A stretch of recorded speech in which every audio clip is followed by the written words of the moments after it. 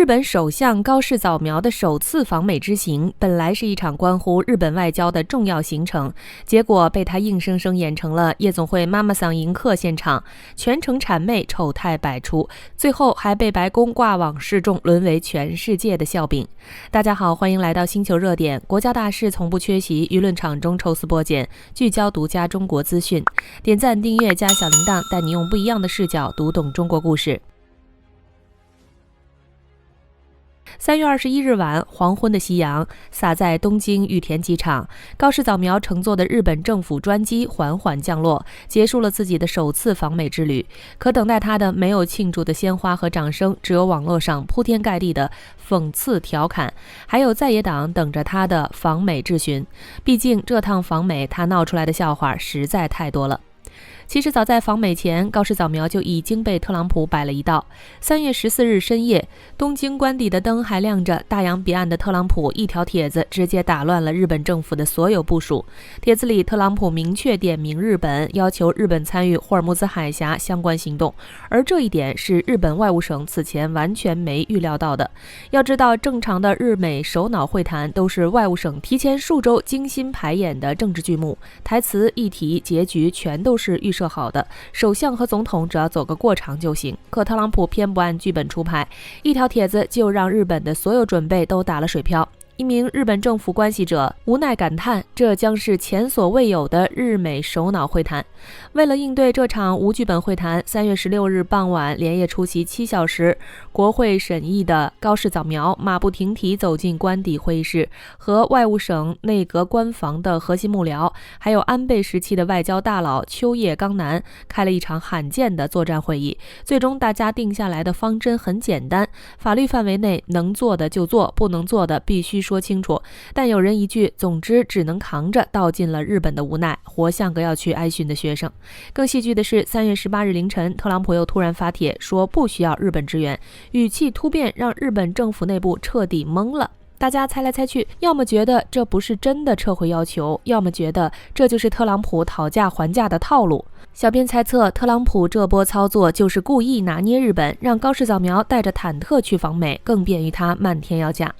3月18日深夜22点12分，高市早苗带着随行团队从羽田机场起飞，前往华盛顿的安德鲁斯空军基地。飞机平稳巡航后，他还故作轻松地去后舱和记者幕僚打招呼，甚至能说出我在电视上看过你的节目，一副胸有成竹的样子。可一回到自己的专属舱室，他就立马切换状态，握着笔花了13个小时反复修改演讲稿。毕竟这是他要对特朗普说的话，容不得半点差错。对他来说，这些文字不是信息，是讨好特朗普的敲门砖。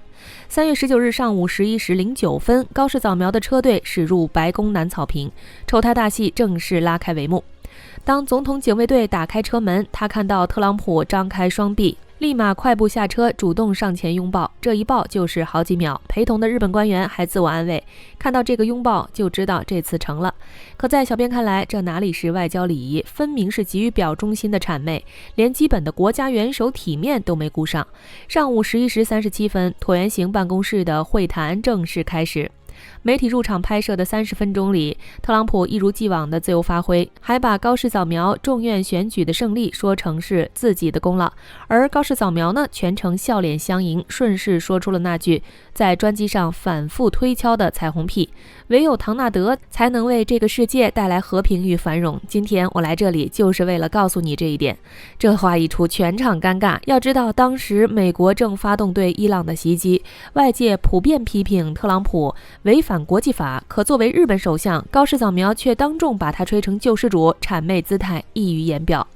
会谈结束后，特朗普为高市早苗举办了欢迎晚宴，更是给了他一个惊喜，亲自挑选了他的爱曲日本摇滚乐队 X Japan 的 Restaniel。 这首歌唱的是他以前最爱敲架子鼓，甚至在电视节目上激情演唱过的曲目。结果高市早苗一下子没控制住，兴奋的手舞足蹈，完全忘了自己是日本首相，那夸张的姿态被白宫拍了下来，还传到了网上。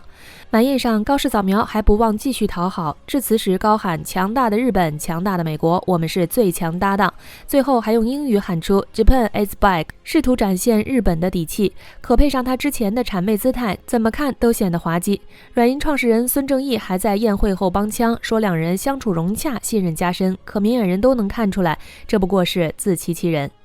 最离谱的还在后面，高市早苗访美结束后，白宫官网悄悄挂出了一组他的访美照片，彻底把他定在了出丑榜上。本来大家以为是常规的外交存档照片，结果点开一看，全是表情包素材。和特朗普交谈时，他身体前倾，双手抱拳，笑容刻意到僵硬；参观总统星光大道走廊时，张大嘴巴，手指画像，表情夸张到离谱。就连拥抱特朗普时，姿态都显得卑微又刻意。小编觉得白宫这波操作根本不是无意为之，要知道这种级别的外交场合，摄影师会拍上百张照片，最后挑选出来的一定是经过精心筛选的。白宫特意挑这些丑照挂在官网，说白了就是没把日本放在眼里，故意用这种方式拿捏日本。你不是想讨好我吗？我就把你谄媚姿态公之于众，让全世界都看看。更讽刺的是，高市早苗为了讨好特朗普，还带来了大礼包。美日双方公布了730亿美元的商业合作项目，而这只是日本承诺给美国5500亿美元投资计划的一部分。这哪里是什么投资，分明是彻头彻尾的保护费。而且据统计，这部分投资的90%收益都归美方所有。日本媒体都忍不住批评，这是卖国外交。可高市早苗却毫不在意，一门心思只想讨好特朗普，最后却落得个被公开示众的下场，实在是可笑又可悲。就这样，高市早苗带着一身丑名回到日本，不仅没得到认可，反而引发了日本网友的集体暴怒，评论区彻底炸锅。从普通网民到右翼分子，态度两极分化，却都逃不过破防二字，场面一度十分热闹。首先炸锅的就是白宫挂出的那些丑照。一开始很多日本网友看到照片都以为是 AI 合成的，毕竟照片里的高市早苗笑容夸张，仪态适度，完全没有一国首相该有的端庄和尊严，和平时在日本国内的形象判若两人。可经过一番查证，大家发现这些照片居然真的是白宫官网发布的，瞬间就破大防了。社交平台上，日本网友的吐槽铺天盖地，语气里全是愤怒和羞耻。有网友直言，看到首相在白宫的样子，我感到无比耻辱，这简直是日本的国耻，不知道要向世界暴露多少笑话。还有人怒批他的一切言行都在贬低日本，根本不配当日本首相，恨不得当场把他开除国籍。更有意思的是，有网友吐槽高市早苗像个老太太第一次进白宫，没见过世面，高兴的手舞足蹈。还有人调侃他的拥抱和谄媚姿态，说他比妈妈桑迎宾还夸张。除了普通网友，就连平日里一直吹捧高市早苗有领导力的右翼支持者，这次也罕见的沉默了。毕竟面对白宫挂出的丑照，面对高市早苗毫无底线的谄媚，就算是最坚定的支持者，也实在找不出理由为他辩解，只能默默闭嘴，逃避现实。还有些装鸵鸟的网友拒不接受现实，在评论区留言说这些都是 AI 合成的假图，是在侮辱日本。可很快就被其他网友反驳，白宫官网都发了，你还自欺欺人，能不能有点骨气？看到这些，小编只想说，这首相是你们自己选出来的，现在出丑了就怪别人放假图，太可笑了吧。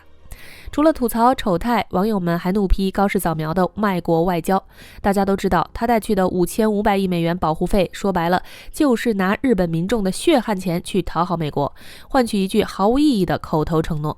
有日本网友算了一笔账，这笔投资如果用在日本国内，能解决多少民生问题，能让多少买不起大米的民众过上好日子。可高市早苗却把钱都给了美国，实在是本末倒置。日本媒体也加入了批评的行列，直接指出高市早苗过度迎合特朗普，背离了日本国民的利益，加重了民众的负担。这种卖国外交只会让日本在国际上越来越没地位，越来越被美国拿捏。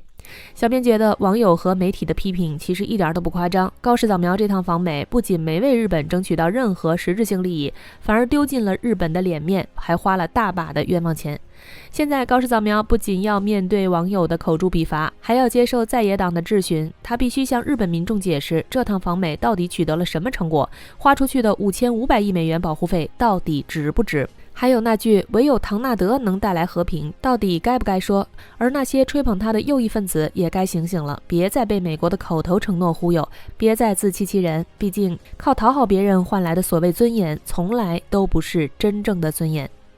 好了，今天的内容到这里就结束了。如果你喜欢小编的影片，还请大家多多点赞转发，让更多的人一起见证中国进步。关注我的频道，这样既能回顾往期视频，又不会错过之后的精彩内容。那我们下期节目不见不散。